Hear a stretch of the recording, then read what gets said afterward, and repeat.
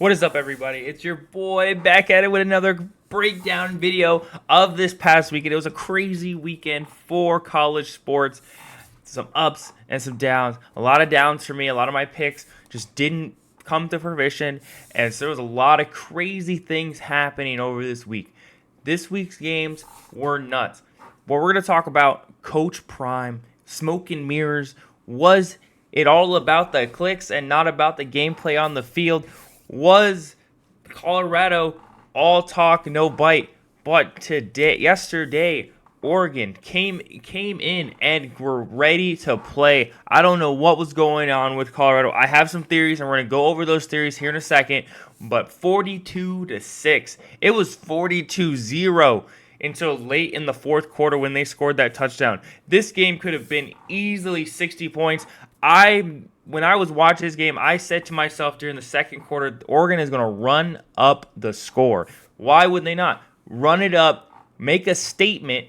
Right at the beginning of halftime, the coach said he wasn't done. They were 35-0. What do you mean you're not done? I was ready for the 60 bomb. I was ready for Colorado to be put to shame. Then Oregon put their backups in, and I was like, okay, they're not going to run up the score. They're playing it slow. They're playing it slow by running the ball more. Blah, blah, blah, blah. Colorado still has a lot of heart, but I knew this game was over. But after halftime, there was no way that after 35-0, Colorado was going to come out here and score 35 more points on this Oregon defense.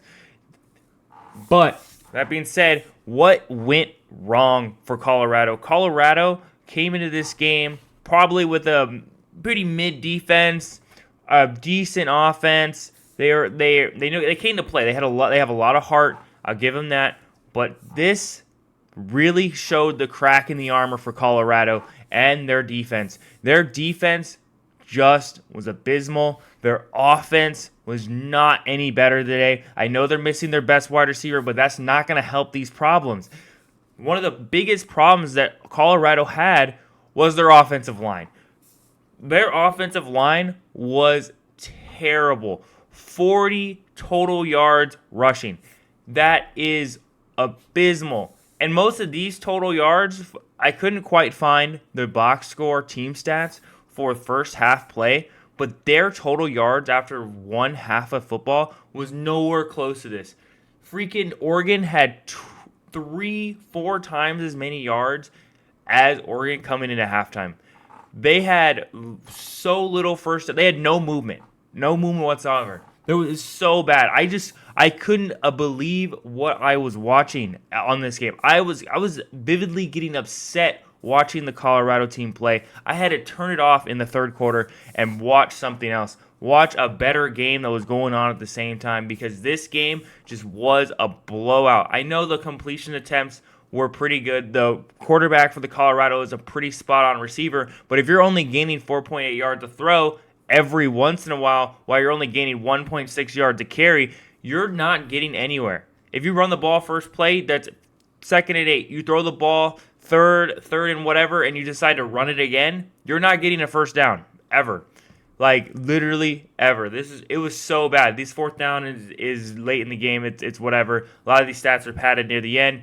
But the offensive line needs some work. They need to protect the quarterback, because Sanders was getting hurry up. I know there wasn't a lot of sacks, but he was running out of the pocket. He had no time to throw.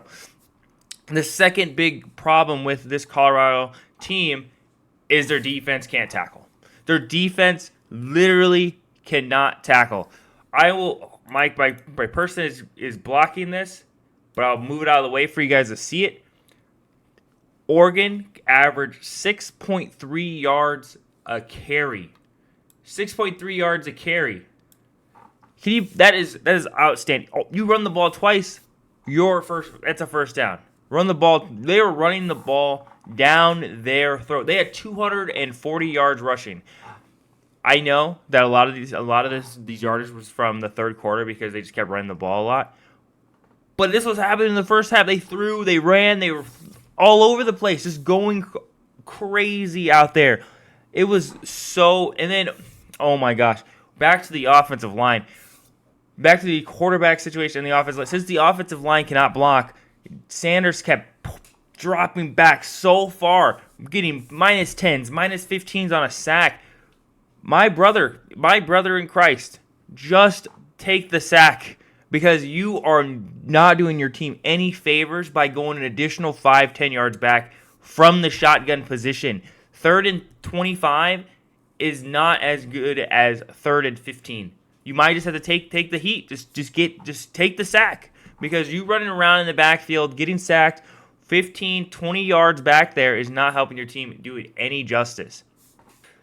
Colorado needs to fix these problems today. They needed to fix these problems yesterday when they played Colorado State. They had these same problems, and that's why they went to double overtime with Colorado State. TCU saw these problems, but TCU was the first game of the year, and it was a lot of hype going into this game. There was a lot of pressure, but TCU just couldn't come up with the win. Colorado State came in with a game plan and almost executed it flawlessly. Almost did it. Oregon came in here, the better team, stacked roster, NFL stars on defense, NFL stars on offense, Heisman candidate quarterback. They were not coming to mess around. As the coach said, we're not here for clicks. We're here to play on the field. The next big L game of the week was the Iowa Penn State Nittany Lions game. I know this score seems a lot, but I promise you, if the offense played any amount of football, this game would have been close. The defense worked their ass off in the first half. 10-0. 10-0. Iowa had 2 total first downs. 2 total first downs in the first half. They had the ball 3 times as much. That defense was on the field the entire game. If Iowa's offense even remotely played a little bit better, like they didn't even have to play much better, just a little bit better to keep that defense from wearing out, this game could have been a 1-score, 2-score, 1-score game at most. Maybe a touchdown and field goal game. It would have been a lot closer. Even potentially, Iowa could have maybe won the game. But, you know, Iowa, we have this guy, Brian freaking Ferentz. He also has a crazy contract. But Brian Ferentz should have been fired yesterday. This offense is 121st in the nation. Absolutely terrible. We have one of the best defenses in the league, but our defense can't perform if the offense can't even move the ball for a first down. I know one of those touchdowns for Penn State in the first half was based on a special teams effort, but that's besides the point. If your offense can't move the ball at all, you're getting no first downs.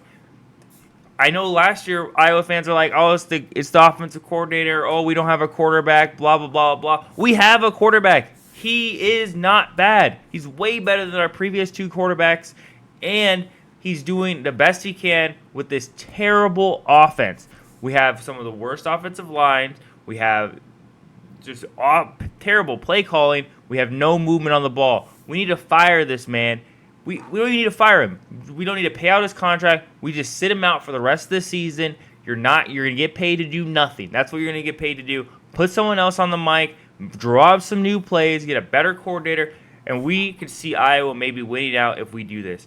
Right now in this state, Brian Ferentz doesn't even meet those goals. I think one of his goals is to average 25 points a game. When you're scoring 0, you're not averaging nothing. You're not getting any points. You can't rely on the defense. The previous weeks, there was at least 1 score by the defense on one of those games. So that average just continuously goes down. He needs to get like 300-some points or something near the end of the season to even remotely scratch at his potential saving grace of the contract. If we even look at this. Total first downs, 4. They had 2 in the first half, 2 in the second half. 1 for 9 for third downs. They had a total of 76 yards total the entire game. Even near crunch time, chump block numbers where you just like run up padding your stats, they were averaging 3.5 yards per pass. They were throwing the ball 3.5 yards. If you do that every play, you might get a first down, maybe. But you know the law of averages, ups and downs. Rushing, they average 1.2 yards a carry. This Penn State offense was running through them. 3.8 yards. This doesn't even do it justice. They were getting in the third quarter. They were averaging probably like 4, 5, 6 yards a carry. I was vividly upset during this game as well. 2 games this past weekend just made me visibly upset. Look at this. Look at this time of possession. 45 minutes to 15. 3 times the amount of time possession. This defense could not get off the field. Couldn't catch a break. Iowa fumbled the ball 4 times. 4 times. What is this offense doing? I know it's a team game. You can't just blame one person, but I'm blaming a common factor. It is Brian freaking Ferentz. He is the problem child within this organization. Yes, there's probably some organizational changes that need to happen. Maybe some new eyes on offense. Maybe get some more spread. Maybe get some more running game. Something, because this is not acceptable. Not in Iowa. Yeah, I know Iowa's been doing very much the same thing for the last 20 years, but they still get wins. 2012, 08, 2015, they were getting wins, performing with that offense. But look at this. Look at this. This is unacceptable. Very much some of the worst football I've seen out of those 2 ranked on matchups. But if you like what you see, if you want me to do NFL, you want me to do more college, you want me to do anything, just put it in the comments. I'm down. I can talk about a lot of stuff. Movies, TV, sports, video games. I'm down. Just a little bit of everything here at the channel. Please like and subscribe to the video if you like what you see. Peace.